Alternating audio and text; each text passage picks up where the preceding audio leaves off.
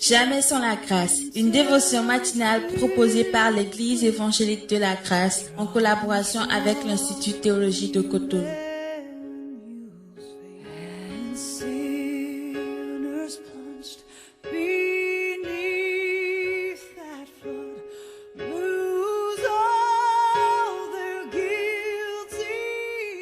Bonjour chers amis, chers internautes, nouvelle journée, nouvelle provision, bienvenue dans la dévotion de ce dernier jeudi de l'année 2021. Que le Seigneur vous bénisse, qu'il vous fasse du bien et très heureux de vous savoir nombreux encore ce matin. Alors si vous n'êtes pas abonné à notre page YouTube, alors merci de le faire, de cliquer sur notre notification, de vous abonner à notre chaîne YouTube afin de ne plus rien rater de toutes nos publications. Que le Seigneur vous bénisse. Vous désirez nous faire un don aussi en cette fin d'année, n'hésitez pas non plus à cliquer sur le test de notre cagnotte qui est dans le test qui accompagne cette dévotion, ou simplement vous pouvez nous appeler à notre numéro 00229 94 75 80 20 pour un don éventuel qui nous fera tellement plaisir. Que Dieu vous bénisse et nous continuons sur notre thème, la faveur divine.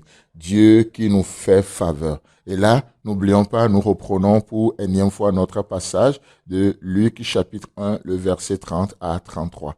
Et l'ange lui dit, « Ne crains point Marie, car tu as trouvé grâce devant Dieu, et voici tu deviendras enceinte et tu enfanteras un fils et tu lui donneras le nom de Jésus. Il sera grand et sera appelé fils du Très-Haut. Et le Seigneur Dieu lui donnera le trône de David son père. Il régnera sur la maison de Jacob éternellement, et son règne n'aura point de fin. » Amen. Beau, n'est-ce pas? Et hier, comme on le disait, Marie va se tourner vers l'ange au verset 34. Elle dit, mais apparemment ce que Dieu dit est impossible. Et il demandera à l'ange, comment cela se fera-t-il, puisque je ne connais point d'homme. Et comme on l'avait vu hier, qu'est-ce qui se passe? Effectivement, il y a des choses qui nous semblent être au-delà, au-dessus de nos moyens, de nos compétences. Mais j'aime beaucoup la réponse que l'ange va lui donner et c'est ce que nous voyons ce matin. Le verset 35. Et l'ange lui répondit, « Le Saint-Esprit viendra sur toi. Alléluia. Et la puissance du Très-Haut te couvrira de son ombre. C'est pourquoi le Saint-Enfant qui naîtra de toi sera appelé Fils de Dieu. » Oh, c'est merveilleux. C'est merveilleux de voir que ce qui naît de nous, ce qui sort de nous n'est pas le résultat de nos frustrations. Ce qui sort de nous n'est pas la réaction devant une situation qui nous dépasse. Ce qui sort de nous n'est pas la conséquence de l'amertume qui sort de nous. Ce qui sort de nous n'est pas le fruit de la chair. Non, non, non, non. Le Saint-Enfant. Il est dit, c'est pourquoi le Saint-Enfant qui naîtra de toi sera appelé Fils de Dieu. Nous ne développons, nous ne concevons pas une vision immorale. Non, la vision, ça honore Dieu. La vision devient un sujet de bénédiction pour le corps de Christ. Ça glorifie le Seigneur. Le Saint-Enfant qui naîtra de toi sera appelé le Fils de Dieu. J'ai aimé la réponse que l'ange lui a donnée. L'ange lui a pas dit, oui, c'est chose impossible. Non, ce qui est impossible à l'homme est possible pour Dieu, n'est-ce pas? Et la réponse de l'ange, c'est le Saint-Esprit viendra sur toi. Oui, tu ne connais point d'homme, tu n'as personne, tu n'as pas les compétences requises pour faire telle et telle chose, alors le Saint-Esprit viendra sur toi. Alléluia. C'est pourquoi j'aimerais dire à quelqu'un ce matin, ce n'est point pas la force, ce n'est pas la puissance, mais ça prend Dieu pour vivre Dieu. Ça prend c'est le Saint-Esprit. Le Saint-Esprit viendra sur toi. Et lorsque le Saint-Esprit vient sur nous, qu'est-ce qui se passe? La puissance du Très-Haut te couvrira de son ombre. Et c'est ce que Moïse dira autrement. Oh, celui qui demeure sous l'abri du Très-Haut repose à l'ombre du Tout-Puissant.